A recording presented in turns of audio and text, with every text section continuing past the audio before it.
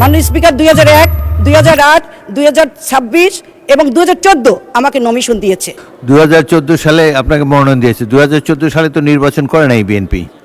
আমার শ্বশুরবাড়ি জালুকার নলছিরি সোনার মানুষদের ধন্যবাদ জানিয়ে মাননীয় স্পিকার আমি এখনই বিদায় নিচ্ছি। আল্লাহ হাফেজ। কোথায় বিদায় নিচ্ছেন, শেষ করছেন? আমি আন্তরিকভাবে ধন্যবাদ জানাই 2026-27 অর্থ বছরের প্রস্তাবিত বাজেট সম্পূর্ণভাবে সমর্থন করছি। আশা করি এই বাজেট বাস্তবায়নের মাধ্যমে দেশের সার্বিক উন্নয়নের লক্ষ্যে অর্জিত হবে। দেশের এলাকার ভিত্তিক সুন্দর উন্নয়ন সম্ভব হবে এবং মুদ্রাস্ফীতি এবং নিয়ন্ত্রণের মাধ্যমে জনগণের মুখ সমৃদ্ধি বৃদ্ধি পাবে। মাননীয় স্পিকার, এই বাজেট সুফল পাবে সাধারণ মানুষ। আমরা বলতে চাই, বিগত দিনে আমি দেখেছি এবং শুনেছি, আমি 2001 সালেও এমপি হয়েছি, আবার 2026 আমাকে আমাদের নেত্রী এবং আমাদের প্রধানমন্ত্রী মাননীয় স্পিকার 2001, 2008, 2026 এবং 2014 আমাকে নমিশন দিয়েছে। ইনশাআল্লাহ মাননীয় স্পিকার, যদি আপনার দোয়া থাকে, যদি আপনাদের দোয়া থাকে, এখানে মন্ত্রী মহোদয় আছে, যদি সুদৃষ্টি থাকে, ইনশাআল্লাহ এই সিট আবার আপনারা ইনশাআল্লাহ আবার উপর দিব। মাননীয় স্পিকার, এখন কিছু এলাকার সমস্যার কথা বলতেই হয়।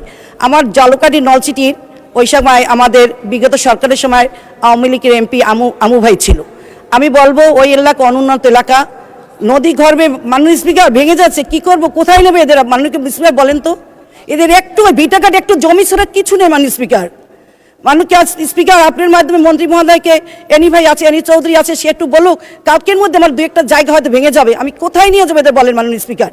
আমি তো অনেক বড় লোক না যে অনেক কোটি কোটি সম্পদ আমার আছে। মাননীয় স্পিকার, আপনি আমার সম্বন্ধে জেনে দেখবেন, আমি ইলেন ভুট্টো কোনো জায়গায় জনগণের জন্য জনস্বার্থে কাজ করি। আমার বিরুদ্ধে অনেক লেগেছে, কিন্তু ইনশাআল্লাহ আল্লাহ ছিল পক্ষে, সাধারণ জনগণ পক্ষে ছিল। মাননীয় স্পিকার, 250 বেডের একটা হসপিটাল জালুকাঠিতে, সেটা এখন অপ্রতুল অবস্থায় আছে, কোনো ডাক এখন উদ্বোধন হয় নাই।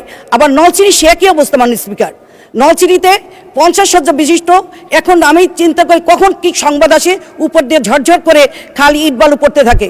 মাননীয় স্পিকার, আমার আর কিছু বলার নেই, আপনার সুদৃষ্টি চাই, আপনার দোয়া করবেন। আমি চাই উন্নয়ন, উৎপাদন, আমি চাই রাস্তাঘাট উন্নয়ন।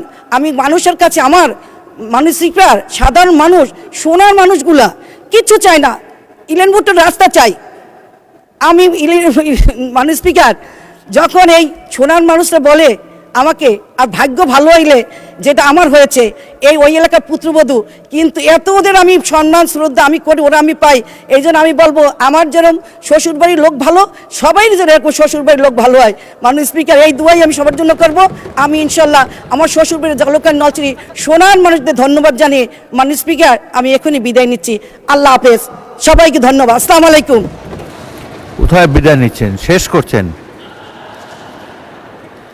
আরেকটা মাননীয় সদস্য 2014 সালে আপনাকে মনোনয়ন দিয়েছে। 2014 সালে তো নির্বাচন করে নাই বিএনপি।